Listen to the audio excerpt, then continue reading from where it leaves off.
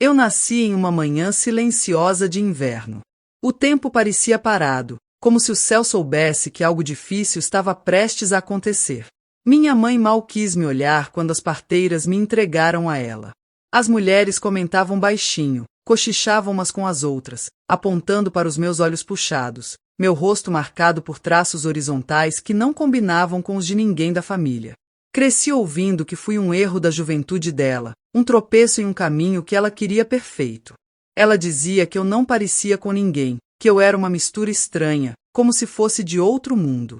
Eu era apenas uma bebê, mas mesmo nos meus primeiros dias, já sentia o frio que vinha dos braços que não me acolhiam. Minha avó foi quem me pegou no colo pela primeira vez com amor. Ela me embalava como se quisesse curar todos os nãos que minha mãe já tinha me dito com o olhar. Mas ela era frágil e não pôde me proteger por muito tempo. Quando eu tinha 5 anos, ela partiu, e eu fiquei completamente à mercê da rejeição da mulher que me deu à luz. Aos poucos fui aprendendo a sobreviver no silêncio. Minha infância foi feita de olhares que me evitavam, palavras secas, portas fechadas. Eu perguntava por que ela me olhava daquele jeito, mas ela apenas desviava o rosto. Nunca me respondeu com palavras, apenas com ausência. Na escola, as outras crianças perguntavam de onde eu era. Diziam que meus olhos pareciam de outra terra, que meu jeito era diferente. Eu me encolhia na carteira, querendo sumir. A professora me chamava de quietinha, mas a verdade é que eu só não queria chamar atenção, pois toda vez que isso acontecia, vinha o julgamento. Quando completei 10 anos, ouvi minha mãe dizendo a uma vizinha que se arrependia de não ter me dado para adoção. Que eu era uma cruz que ela carregava por um erro da juventude. Essas palavras me cortaram por dentro. Doeu mais do que qualquer castigo físico que eu já tivesse recebido. Passei a me culpar por existir. Me olhava no espelho tentando entender o que havia de errado comigo. Meus traços horizontais, que mais tarde entendi serem herança de algum ancestral asiático ou indígena, pareciam ser um carimbo de rejeição. Eu não sabia de onde vinham, só sabia que me faziam ser vista como um fardo. A adolescência foi ainda mais cruel. Minha mãe começou a sair, namorar, viver a vida dela. E eu ficava em casa, cozinhando, limpando, cuidando dos irmãos mais novos que ela teve depois. Eu era a filha que virou empregada. E mesmo assim, ela mal me chamava pelo nome. Houve um dia em que ela me empurrou com tanta raiva porque eu queimei o arroz, que caí e bati a cabeça na quina da pia. Fiquei tonta, chorando sozinha no quarto, sem ninguém para me acudir. Ela nem perguntou se eu estava bem. Era como se eu fosse invisível. Eu pensava em fugir, muitas vezes, mas não tinha para onde ir. Nenhum parente queria se envolver. Diziam que era coisa de mãe e filha, que um dia tudo ia se ajeitar. Mas os anos foram passando e nada mudava. Eu era apenas a presença que servia, mas não era querida. Aos 18 anos, consegui meu primeiro emprego como babá. Uma vizinha precisou e me chamou. Foi ali que conheci o carinho verdadeiro de uma criança. O menino que eu cuidava me abraçava, sorria para mim como se me visse. Aquilo me dava forças para continuar.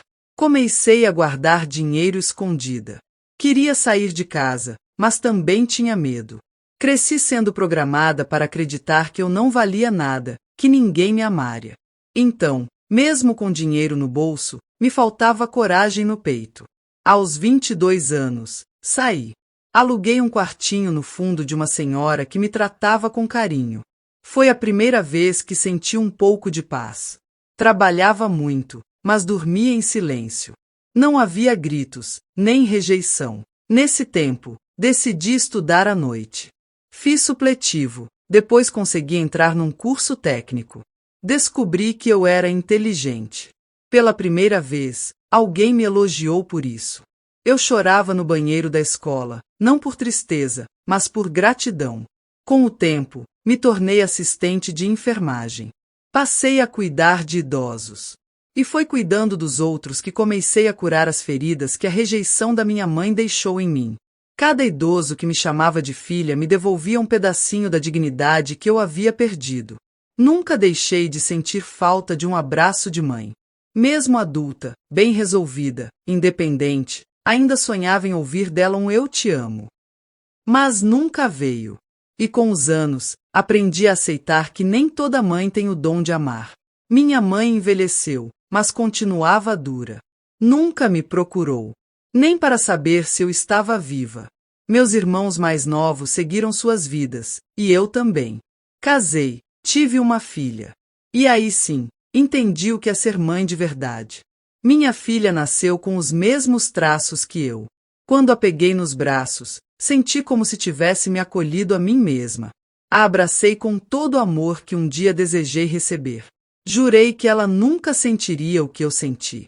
Ela cresceu linda, forte e cheia de vida.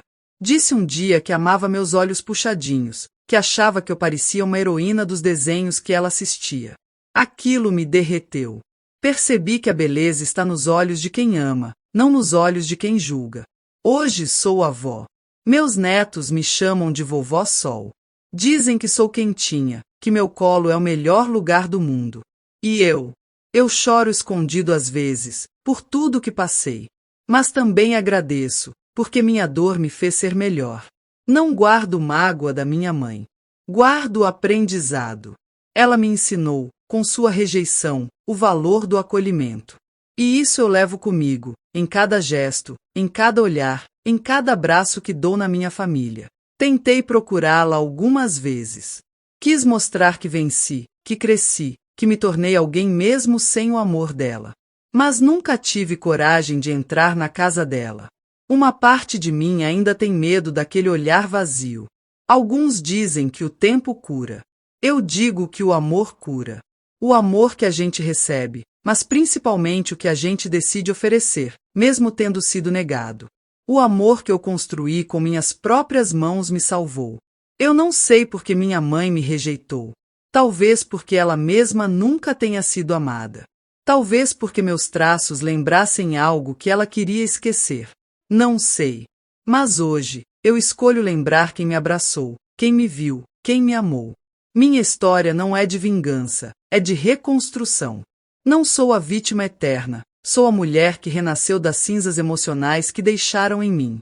E hoje, eu conto minha história para que outras mulheres saibam que é possível vencer a rejeição. O passado deixou marcas, mas o presente me oferece flores. Cada sorriso da minha neta, cada mãe, te amo da minha filha, são como bálsamo sobre minhas feridas. E hoje eu entendo, não importa como a gente chega ao mundo, importa o que a gente faz com o mundo que recebe. Me chamo Noêmia, tenho 74 anos. E pela primeira vez na vida, posso dizer em voz alta, sem medo e sem vergonha, eu sou amada. Outro dia sentei na varanda e comecei a escrever essa história num caderno velho que achei no fundo da gaveta. Minhas mãos tremem um pouco, os olhos já não enxergam como antes, mas minha memória está viva. Eu precisava escrever para deixar um rastro, uma semente de coragem para quem também cresceu sem raízes. Minha vizinha, uma moça jovem que sempre me ajuda com as compras, leu um trecho e chorou. Ela disse que nunca imaginaria que por trás do meu sorriso morava tanta dor antiga. E foi aí que percebi que às vezes a gente carrega cicatrizes invisíveis, mas que ainda assim conseguimos sorrir de verdade. A vida me ensinou a ser grata pelo pouco. Um café quente pela manhã, o cheiro do bolo assando no forno, o barulho das crianças brincando no quintal. Essas coisas pequenas, que parecem banais, foram se tornando grandes recompensas para o meu coração cansado de guerra. Aprendi que família não é só laço de sangue. É laço de alma. Tive amigas que foram irmãs, vizinhos que me socorreram como pais, e até desconhecidos que me acolheram em momentos cruciais. Deus sempre colocava alguém no meu caminho quando eu achava que não aguentaria mais. Minha filha me chama de guerreira. E talvez eu seja mesmo. Não por ter enfrentado monstros visíveis, mas por ter vencido os invisíveis, o abandono, o desprezo, o sentimento de inadequação. São esses fantasmas silenciosos que mais machucam. Nunca quis revanche. Nunca desejei que minha mãe sofresse o que me fez passar. Ao contrário, desejei que ela tivesse conhecido o amor que eu conheci depois. Porque quem ama de verdade não fere, não nega, não rejeita. O perdão não veio de uma vez. Ele foi nascendo aos poucos, dentro de mim. Às vezes eu recuava, outras vezes avançava. Mas um dia, sem perceber, ele já morava aqui dentro. E foi quando me libertei. O perdão é a chave que abre a porta da nossa própria cela. Hoje gosto de me olhar no espelho. Gosto dos meus traços. Gosto da história que meu rosto conta. Cada ruga tem um nome, uma lágrima, uma conquista. Eu não mudaria nada, porque foi com esse rosto que abracei a vida mesmo quando ela me empurrou. Contar minha história em voz alta é um ato de coragem, mas também de amor. Se eu conseguir tocar uma mulher que esteja sofrendo em silêncio, já terá valido a pena. Nenhuma criança merece crescer achando que é o problema. Nenhuma mãe deveria ensinar rejeição. Se você que me ouve agora passou por algo parecido, saiba que você não está sozinha. Existe vida depois da dor. Existe luz depois do túnel. E existe amor verdadeiro mesmo para quem nunca o recebeu na infância. Ninguém nasce sabendo amar, mas todos nós temos o direito de aprender. E, principalmente, de ensinar o amor aos nossos filhos, netos, vizinhos, ao mundo. Esse é o meu legado. Essa é a minha missão agora. Os dias passam mais devagar na velhice, mas meu coração ainda é jovem quando lembro o quanto caminhei. Eu venci. Não com raiva, mas com amor. Não com gritos, mas com silêncio transformado em poesia. Hoje, quando meu neto me abraça e diz que quer ter meus olhos quando crescer, eu me emociono. Aquilo que um dia me fez ser rejeitada, agora é motivo de orgulho para alguém. A vida é mesmo cheia de voltas bonitas. Se eu pudesse voltar no tempo, talvez eu pegaria aquela menina assustada no colo e diria: você vai ser amada sim. Você vai encontrar seu lugar no mundo. E sabe de uma coisa? Eu encontrei. Porque no fim das contas, minha história não é sobre abandono. É sobre renascimento.